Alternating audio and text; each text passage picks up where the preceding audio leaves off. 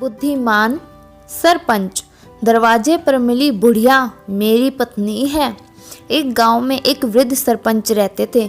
बड़े बड़े झगड़ों को वे चुटकियों में सुलझा देते थे, जिसके कारण दूर दूर से लोग उनसे फैसला करवाने आते थे। सरपंच जी अपनी बुद्धिमत्ता के लिए काफी प्रसिद्ध हो चुके थे। एक बार दूर के गांव कुछ लोग किसी झगड़े के विषय में उनसे सलाह लेने आए। ये लोग ना तो सरपंच जी को जानते थे, ना ही उनके मकान को जानते थे। गांव के पास पहुंचकर उन्होंने पास के खेत में काम कर रहे 4 नवयुवकों से सरपंच जी का पता पूछा। उनमें से एक नवयुवक बोला, सरपंच जी का घर तो इसी गांव में है, लेकिन वे अब कुछ बोलते और समझते नहीं। उनके पास जाने से कोई फायदा नहीं। उन लोगों को बड़ा आश्चर्य हुआ।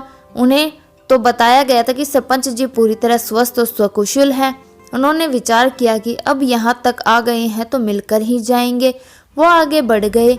गांव में प्रवेश करने पर एक कुएं पर 4 औरतें पानी भर रही थी। उन्होंने उन औरतों से सरपंच जी का पता पूछा तो उनमें से एक बोली, घर तो सामने ही है, पर उनको कुछ दिखता नहीं है। वे लोग असमंजस में पड़ गए। 2 जगह उन्होंने पता पूछा और दोनों जगह अलग अलग उत्तर मिला। वे घर के सामने पहुंचे तो एक बुढ़िया बैठी दिखाई दी। उन्होंने उससे सरपंच जी के बारे में पूछा। बुढ़िया तपाक से बोली, वो तो मर गए, अब उनके पास जाना बेकार है। वे लोग किकंत व्यय मूड से खड़े थे। तभी उन्हें सामने से सरपंच जी आते दिखे। सरपंच जी ने सबको सम्मान बिठाया और उनके आने का कारण पूछा। उनमें से एक व्यक्ति ने कहा, सरपंच जी अपनी बात तो हम बाद में बताएंगे, पहले आप ये बताइए कि हमें आपसे गांव में आपके विषय में अलग अलग बातें सुनने को मिली, जबकि आप पूरी तरह स्वस्थ और सकुशल हैं। इसका कारण बताइए। सरपंच जी मुस्कुराते हुए बोले, देखो भाई, मेरा परिवारवाद है जिसमें सबको संतुष्ट कर पाना संभव नहीं है। सबकी अलग अलग मांगे हैं, सबका स्वभाव अलग अलग है। वे मेरा परामर्श और अनुशासन भी नहीं मानते हैं। ऐसे में उनका रुष्ट होना स्वाभाविक। खेत में मिले 4 लड़के मेरे बेटे हैं। वे काम से जी चुराते हैं, लड़ाई झगड़े करते रहते हैं। कुएं पर मिली औरतें मेरी बहुएं हैं, जो कि गहने कपड़ों के लिए कलह करती रहती हैं। दरवाजे पर मिली बुढ़िया मेरी पत्नी है, जो कि तीर्थ यात्रा पर जाने की रट लगाए रहती है।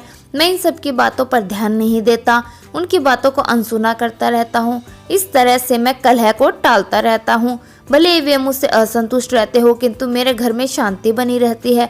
सरपंच जी की बात सुनकर उन लोगों की आंख खुल गई। उन्हें ज्ञान हुआ कि समस्या सबके साथ होती है। क्रोध आवेश से उसे हल नहीं किया जा सकता, बल्कि सहनशीलता और बुद्धिमत्ता हो उससे बचा जा सकता है।